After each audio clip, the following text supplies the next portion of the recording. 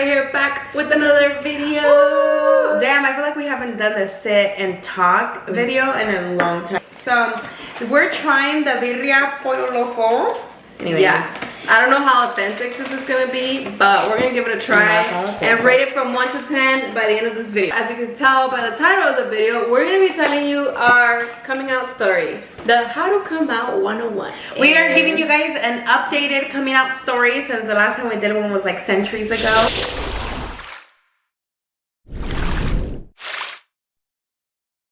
We get asked that a lot on life, so I feel like we need to update you. And what's a better time than Pride Month? Oh yeah, brother. I got the burrito one, by the way. Totopos, some chips, some tortilla chips. Comes with a pico de gallo and a green salsa that probably won't be hot at all. It comes with consomme and a spoon. And I got the burrito. This is a big ass burrito. Same thing, chips. The consomme, sus salsitas. Instead of getting the burrito, I got the quesadilla. Yes, let me tell you, I am hungry. I can eat your ass, girl. Eat it. And I got birria quesabirria. Cheers. We could have showed this shit. No, because you like onion and all that. A lot of sour cream. I'm gonna add some limon because I do to everything. Ah! Damn, girl. Focus. You boiled this motherfucking juice. Oh yeah, be careful. Woo! I burned my throat, my tongue, my neck, my back, my crack. Did you just see that shit? This is chaos. This is too much for me right now. Get the fuck away! Ándale! That's what you get. Fucking licking chile. You guys are gonna fucking choke. Did you guys fucking... She licked the chile? Fucking, they're licking it. Sorry guys. Technical difficulties. Anyways, enjoy this picture. Here, hold on, let me let you know. I'm hungry. Me too, these bitches. Me voy a llenar con... Bebes! Come on, Gigi. Gigi! Spicy. Ha, Gigi! That's good. That's good. It's doable. This is too hot.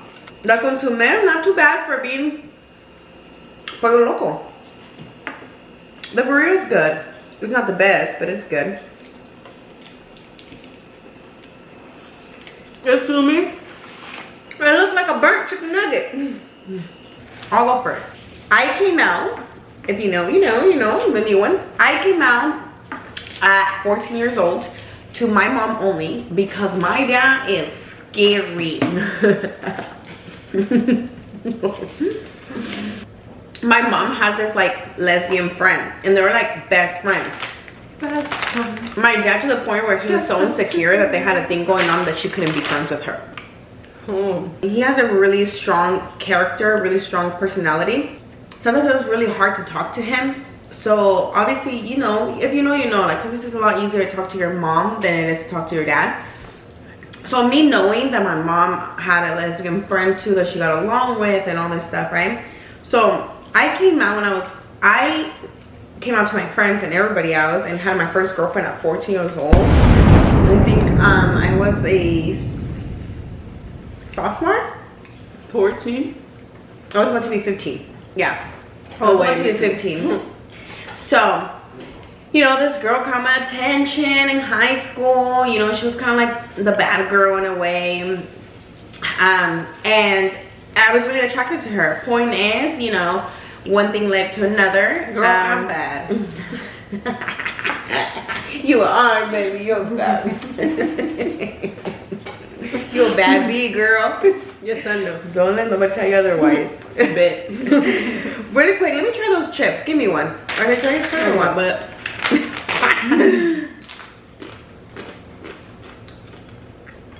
does your consomme have meat? No. I see what they do. Okay, so we had mutual friends, me and that girl. So then we ended up like hitting each other up and stuff. Oh, you did. So Don't make me in the background, buddy. huh? Don't make me in the background. Oh yeah, no, I'm not. Okay. Don't mind her, guys. Don't mind me, her. She guys. knows the story. We ended up like going behind the bleachers, and like we had to like do it. You know, we had to test the water. Just kidding. I couldn't keep playing longer. Wow. Just kidding. Never done that. Never done that. I was just kidding. Anyways, no, just kidding. So we were talking or whatever, and I remember when we had our computer, you know, your desktop computers and stuff back in the day in the living room, and I was on Facebook. Yeah, I think it was Facebook. And my mom was passing by, and I had told her, like, hey mom, like, this is my girl, and she wouldn't believe me. And I was like, oh no, I showed her a picture, I think, and I was like, you think she's pretty? She's like, kind of like, like brushed me off, you know. And I was like, oh, she's my girl. But I'm a jokester. Some of you may know I joke around. Sorry, but that was a hard piece of meat. What the fuck? I thought I bit into like plastic. God damn. God damn. I almost got nauseous there. So she wouldn't believe me. She thought I was messing around with her, you know. So one year for 4th of July, or that same year, whatever, for 4th of July, we're gonna go watch the fireworks at the casino, because they did like fireworks, you know, in my town, my hometown. And she was gonna take her friend. It was gonna be my mom, me, my brother, I think my dad was working, and then her friend, her lesbian friend. So then I told her, can I invite a friend? I'm gonna take my girlfriend. Again, she thought I was joking around. But when she picked her up, girl, she knew I was not joking around. So she didn't tell me anything, whatever. She saw us together. She saw us holding hands. I don't think I like kissed her or anything, because obviously I was just me coming out and I wasn't fully like comfortable. What? Sorry, I'm ready to rate. No, I'm not done. For like 2 seconds. Fine. It's a 3 for me. It's a 5 if I'm really hungry. I had the quesadilla before. The quesadilla to me, it's a solid, the quesadilla alone, not the fucking chips. The quesadilla alone, it's a solid like 6 out of 10 for me. The consomme, it's a solid 7 out of 10. This is my first time trying the burrito because she wanted to try it. The burrito, it's like a 4 out of 10. And then the consomme, obviously better, is still, what did I say, 7 out of 10, 6 out of 10? Okay. Oh, got my nails up today. Squirrel. Okay, that's when she really believed me when she saw us together. So we got back home. My dad was still not home, he was at work. And she told me, my brother was a lot younger. My brother's 3 years younger than me, and I was 14 at the time. So what, how old was he? 12, 11?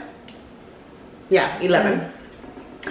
So he was with us, right? So she put me to the room and she was like, I love you no matter what, if that's, you know, who you like or whatever, is that what you're into? What the heck? I have a hair. Can you please help me? I have a hair somewhere.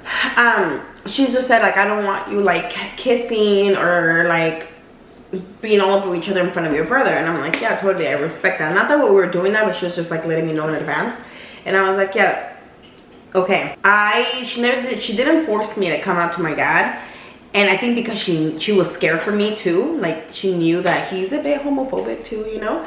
And I think like she was scared for me, and maybe she thought it was a phase, and then I was eventually gonna grow out of it. So she kind of like rode along with it, even though she didn't tell me that. I feel like now looking back, I knew she thought it was kind of like a phase. So she was like, why go through that with her dad if it's a phase, you know?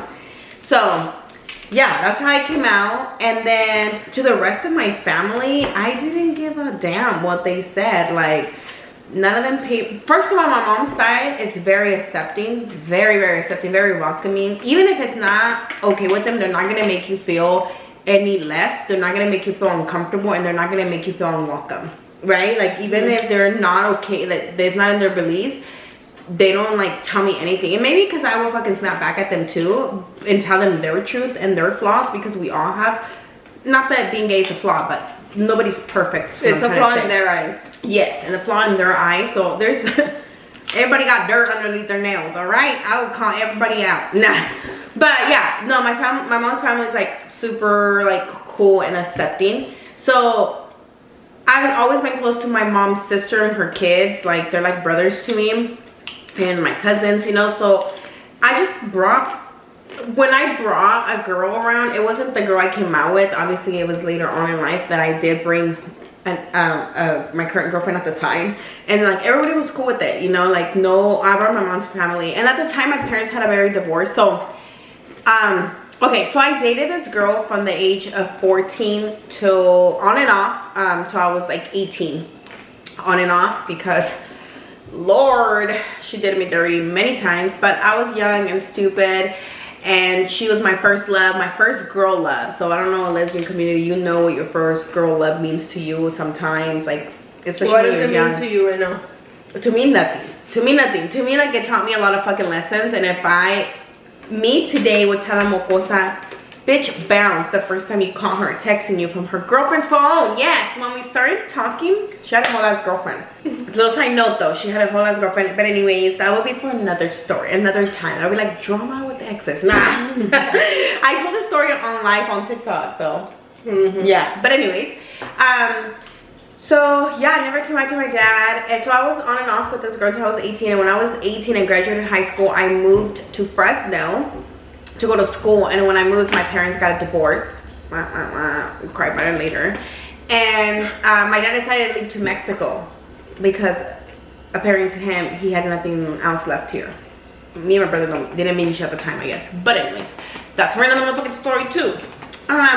So he ended up leaving, and then after that I felt like, well, what's the point of coming out to him? I'm never gonna see him. Like, he can't come back, and he's not in my life. You know, I barely saw my dad. Some of you guys know I barely saw my dad after 10 years because I made 10 years since I graduated this month from high school. I barely saw him in 10 years, since 10 years ago in November of 2022. So he doesn't know a lot about he doesn't even know that I've been with this person for almost 6 years, and that I've been dating girls since I was like 14. He doesn't know a lot about me. So yeah, there's a lot of things that he didn't know. So I saw him for the first time in like 10 years in November, as I was saying, and like I only had 1 week with him, and I felt like there was a lot more for me to catch him up than like coming out to him. So I still didn't come out to him, by the way, but if I go again I will. But I still didn't come out to him because like I feel like I wanted to catch him up on like what I was at now, and I didn't want to disappoint him after seeing him.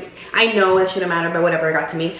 After seeing him for after 10 years, I don't want to be like, hey, by the way, I'm gay. And like, even though he knows already. He knows because I do have his sisters, his family on. But point is, until I met Saira and stuff, and obviously like she's the one. So I didn't care. I don't have nobody blocked, like nobody in my what are you doing? What is this? Try my chip. Oh. My chip. I am blocked in, you know. So yes, around the time that I graduated from nursing school, I guess his sisters told my dad, and my dad, instead of hitting me up, because you know we be WhatsApping, you know, we be messaging on WhatsApp. They told him, but instead of my dad confronting me and letting me, asking me if that's true, you know, and all that, he ended up confronting my brother, and he asked my brother, and my brother was like, yes. And then he kind of said in a way that he was disappointed, and my brother was like, what is there to be disappointed about? Kind of like, she has this and that, she's graduating from nursing school, like being gay is not something to be disappointed about. And I don't remember what my dad said after that, but he's never, and that was before I saw him in November, so he knows. But we both did not talk about it. We didn't bring, it was like the biggest elephant in the room while I was in Mexico. Like, he didn't bring it up, I didn't bring it up, and maybe he felt awkward even bringing it up too. But yeah, that's that. So that's how I came out. That was my coming out story. And everybody on this side, everybody in the norte knows, everybody in Mexico knows too, just over there they don't talk about it. Mine is a long story, but I'm gonna try to make it short. Long story short, I decided to come out because I dated this girl. Things were serious. I got to be around her family and friends, and everybody was so accepting, kind of thing. So I felt like the sudden need, the sudden urge that I wanted that from my family. What I decided to do, I knew that I wasn't gonna be able to speak to them, talk to them, and actually the words come out of my mouth. Plus, I hate the word lesbiana. Like, it just doesn't sound, I just hate it. So I was overthinking, like, how am I gonna tell her, like, soy lesbiana? You know, like, yeah, I don't know, I was just overthinking that. And I was like, soy gay. Or like, I don't know, like, it just felt off. Me gustan las mujeres. So I ended up writing a letter. I wrote a letter and I gave it to my mom, hoping and praying that she wouldn't tell my dad. I was hoping that she'd have my back. Do you remember what you wrote in the letter? No, but I wish I still had it. But it was pretty lengthy. It was like I filled up the page. That I hate that I know that I'm gonna be disappointing them, and like that what their reaction would be, and I don't want to get into it because you know. You didn't cry. I didn't cry. Baby, it was a hard time. Okay, baby. That's trauma. Yeah, the emotional trauma. Damage. So I told her the scoop, and I was like, I'm sorry, like I apologize for it, you know. You apologize for being I was apologizing for being me. And prior to doing that, I came out to one of my two brothers. My youngest brother, he already knew. He was the first person that knew before anybody. So anyways, my brothers just said like, all right, well, we got your back or whatever. Like, I went to give my mom the letter. It is a little background story. Her dad also has a very strong attitude. Yeah. So I went to give the letter to my mom, and I ran back to the living room, and we were just waiting. Like, it was the longest, like 10 minutes that she... And when you gave it to your mom, was your dad there, or your mom was alone? They were already ready for bed, so their door was closed. I kind of just like knocked on mine, and then she's like, ¿Qué pasó? So I opened the door and I gave it to her, but it was too dark. Like my dad wouldn't have known, you know. So my mom took a while to come out of the room, and I was like stressing so much, and then she comes out and she's like, ¿Qué es esto? Kind of deal. And wait. You gave this shit to your... I didn't know these little details. You gave this shit to your parents before bed? You took their sleep away? Yeah. You couldn't have done it like during the day? I don't know. I was nervous all day, girl. I picked a day and I waited till last minute of the day. So my mom comes out. I don't remember exactly what happened. I just know she asked me, what the hell kind of thing, ¿Qué es esto? And I was like, pues lo que es, you know, another within those lines. She's like, ven, hay que decirle a tu papá. And I'm just like, oh, her mom made her tell her dad. Though. My mom, she was snitching. I thought she was gonna have my back, because she has before. Like, she has helped me with little things here and there to get away with it, kind of deal. I thought she was gonna have my back, and she didn't. And I'm like, no, like I just said no, and I wasn't gonna go. She was not gonna take me over there. So she left to the room, and then my dad comes shirtless with just his sleeping shorts kind of thing, and he's like, you know, ¿Es cierto lo que dice tu mamá? And I looked at him, I was like, see, at that point I was already crying. And my dad was just looking at me like angry, like he couldn't believe it that he was going through that kind of thing. Yeah.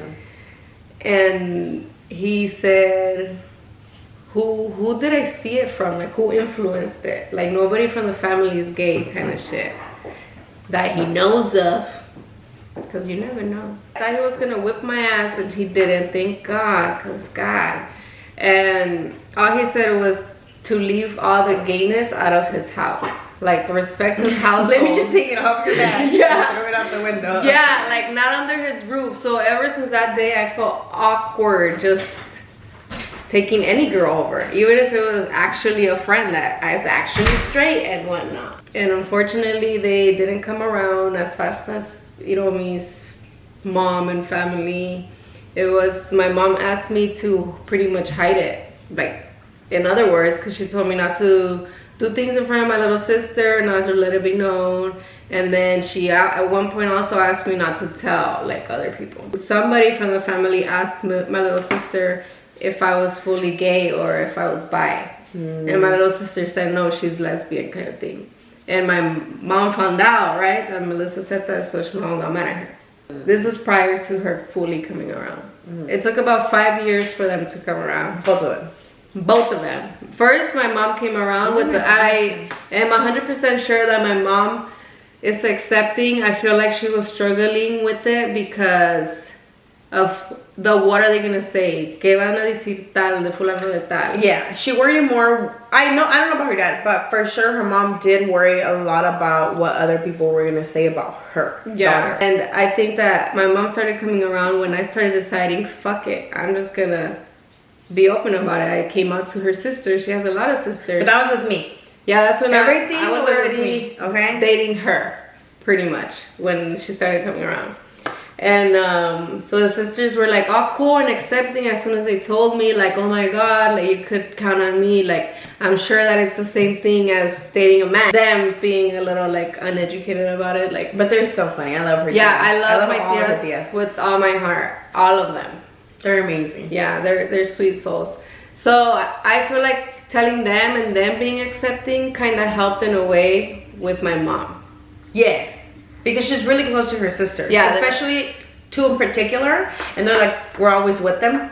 And yeah, so yeah, it did help. I think it for sure helped, yeah. And then it helped a lot that this girl, they love her, like se ganó the family kind of thing. When I met her, her parents like were not 100% cool with it. I was nervous to take Hiromi home. Because she had moved out. She lived with her ex. Her and her ex broke up. She moved back home. And then I met her. So when me and Saira first started dating, she, as many of you guys know, she was driving from LA to Fresno every weekend, you know. If we missed one or two, probably, but pretty much every weekend. So her mom knew she was coming over here. Who is she gonna come and see every weekend? So she knew she had a girlfriend. So I think we had been dating for a year already, or almost a year. I think it was a year when she decided to take me to her family's, and it was like for her birthday, I think, because you and your cousin share the same birthday. So it's like for her cousin's birthday party, but they have the exact same birthday.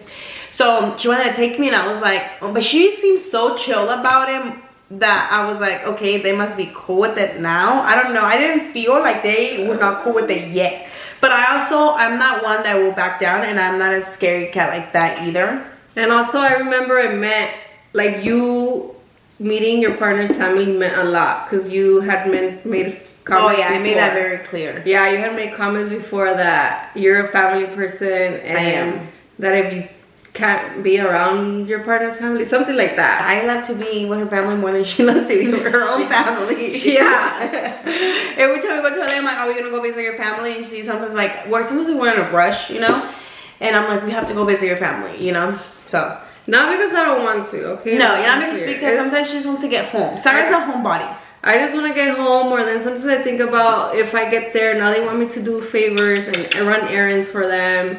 And like, that's how I show my love. That's my love language. I do things for them. I give people stuff. Especially because her brothers don't do shit. Yeah, my brothers suck ass. So when Saira goes, they know she's not gonna say no, and they take advantage of the time they have with her. Like, what's my password for this and stuff? I'm like, Mom, I haven't fix my email. My phone don't work. Come on me. Take the dogs to the groomer. Go get a cake. I'm just like, I moved out since I was 18, lady. I don't know your shit. Prior to the party, obviously I was nervous as fuck. I was so nervous, but I didn't want to show it to her. So she had no clue whatsoever that I was nervous and I was scared. Because once I came out when I was with my ex, once I took her home and my mom left me in like embarrassment because my mom got home, we were outside, they still weren't even accepting, so I decided not even to go inside the house. Like we just literally stayed outside waiting around kind of thing. And my mom said hi to me and just walked straight past her and went inside. So prior to arriving to the party, since it was gonna be at my mom's house, I texted my mom, Hiromi's gonna go with me. I don't ask her to be her best friend. I'm not asking for anything. All I'm saying is just be respectful. And I sent the text and I hoped for the best and yada yada. So then that's when the party. Did she reply to you? Yeah, she did. I don't remember what she said. Don't lie to me. I don't remember what she said, I swear. It was like going around, picking up trash, I think. And then we ended up kind of just saying hi. But you can tell she was super nervous. And obviously I was nervous. But we kind of just said hi to each other. And that was pretty much it. I don't remember at what point. Like, I really can't remember what point, like, they fully accepted me. And now they fucking love me. Like, even her dad. You started cleaning up in the recalentado. And one of my aunts told me that my mom made a comment. Obviously, like, she was looking, and my aunt's like, my aunt said, se está ganando la suegra, la nuera. Yeah, eventually, yeah, like, I remember when Easter too, it was like first Easter I spent with her family. Like they were cracking eggs on my head. I was making them enchiladas. I was their bartender. And now, since that day on, if I'm there at a function, I am like their michelada bartender. Like I am their person.